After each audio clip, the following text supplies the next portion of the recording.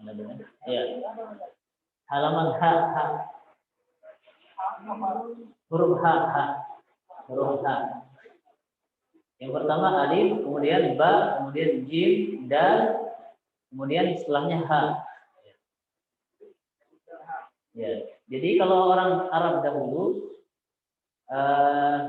kalau kita kan A, B, C, D gitu. Jadi bukan urutannya bukan huruf hijaiyah sekarang. Alif, ba, ta, sa, ja, ha, kha, da, za. Itu urutan sekarang.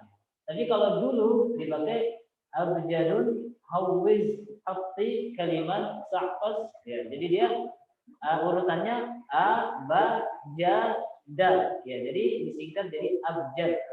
A, ba, ja, dal. Kemudian hawiz, ha, wa, zal, ya, hawiz. Kemudian kalimat kaf, lam, mim, nun, ya. Jadi itu urutannya.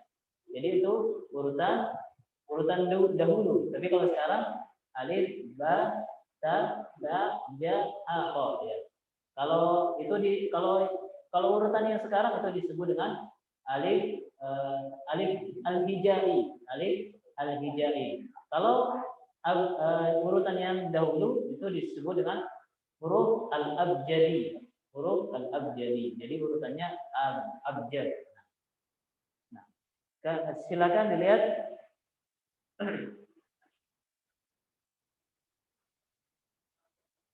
Ya, di sana disebutkan awalan ahdafus silsilah tahdufus silsilatu ila tamkin ad-daris min al-kifayat at-taliyah al-kifayatul lughawiyyah wal kifayatul ittisaliyah wal kifayatus thaqafiyyah.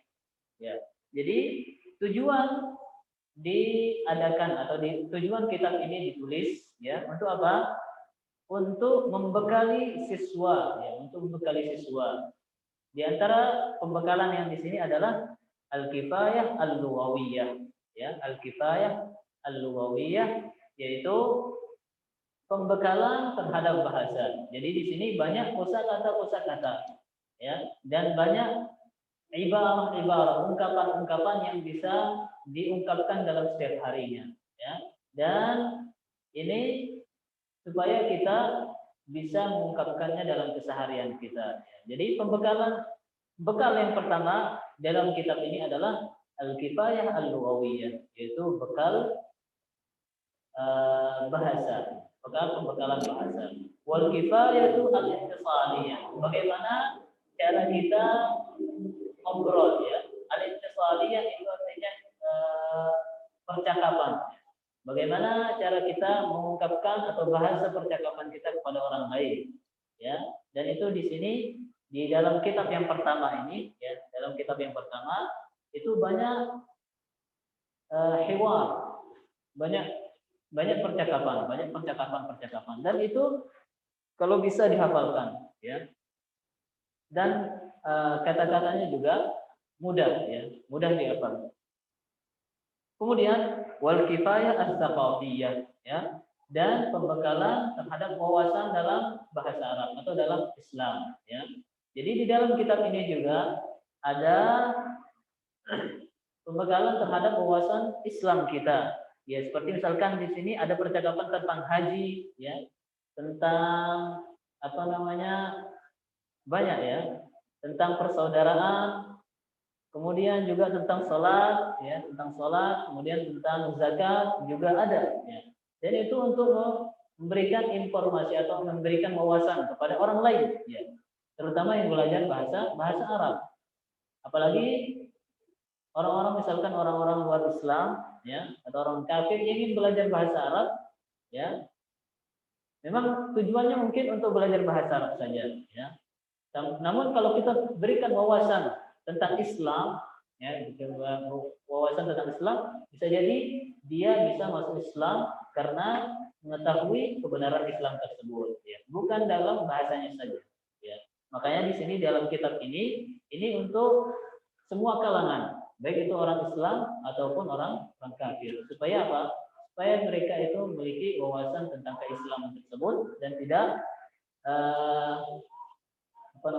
tidak aneh atau tidak asing baginya tentang Islam, ya. Karena banyak seorang yang ingin belajar misalnya belajar bahasa Arab, cuman walaupun dia Islam, pemahamannya tentang Islam atau wawasannya tentang Islam itu tidak ada. Makanya di dalam kitab ini semuanya ditaruh atau ditulis ya.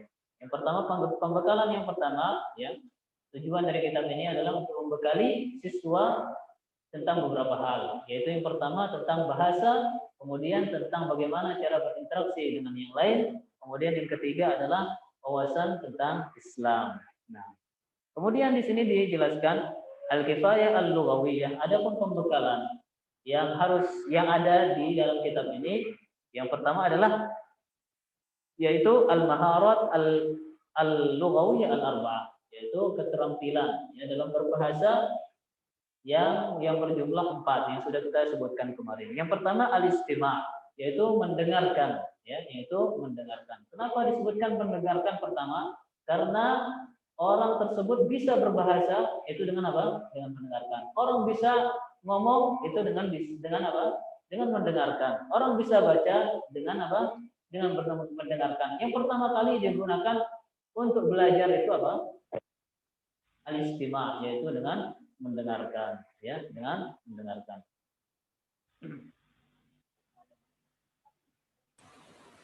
Ya, jadi yang pertama kali yang dipakai untuk belajar yaitu adalah mendengarkan. Makanya Allah Subhanahu wa taala dalam dalam Al-Qur'an itu kebanyakan mengedepankan as-sam' daripada penglihatan ya. Wa ja'ala lakumus sam'a wal absar. Wallahu sami'un 'alim. Wallahu sami'un basir ya. Nah, kemudian yang kedua al-kalam, yaitu berbicara. Kemudian yang ketiga membaca al-qiraah. Kemudian yang keempat al-kitabah, yaitu menulis ya. Jadi dalam kitab ini semuanya ada ya. Jadi insyaallah kita akan belajar yang keempat ini yang berkaitan tentang al-maharat al-lughawiyah. Nah, kita azan dulu.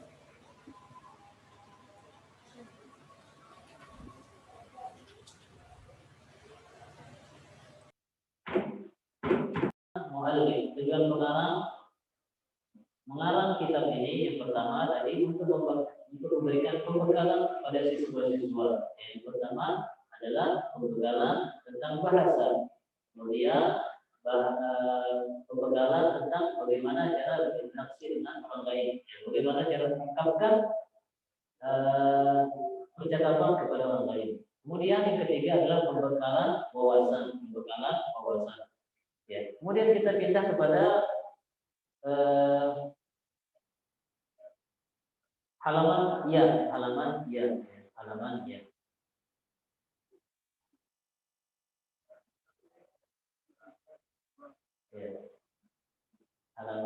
ya. Yaitu ta'rif bi kitab al-talib ya. Ini adalah berkenalan dengan kitab jilid 1 ya. Jadi jilid 1 ini apa saja isinya ya. Di sini disebutkan yang pertama awalan, jadi paling bawah dibaca awalan, yang pertama al-hiwarat, itu percakapan ya. Percakapan sehari-hari, dan itu terdiri dari tiga safhah, itu tiga halaman. Kemudian yang kedua al-mufradat. Jadi isi mufradat dalam percakapan tersebut nanti di halaman berikutnya ada mufradatnya. Di halaman berikutnya ada mufradatnya supaya kita mengetahui makna dari percakapan tersebut. Bukan hanya dihafalkan, cuma kita mengetahui isi dari percakapan tersebut. Ya. Dan di sana dia dibagi menjadi dua, ada mufradat al-asasiyah. Mufradat al-asasiyah artinya mufradat utama, yaitu kosakata utama yang diambil dari percakapan sebelumnya, ya, diambil dari percakapan sebelumnya. Kemudian ada yang ba al-mufradat al-idhafiyah, itu artinya kosakata tambahan. Ya. Jadi ada kosakata untuk mengetahui makna dari percakapan sebelumnya dan ada kosakata tambahan, ya. Kosakata tambahan, ya, supaya untuk membekali kita dengan banyak kosakata. Kemudian yang ketiga, at-tarakib an-nahwiyah. At-tarakib artinya susunan kata atau susunan kalimat an-nahwiyah yang sesuai dengan ilmu nahwu, ya, yang sesuai dengan ilmu nahwu.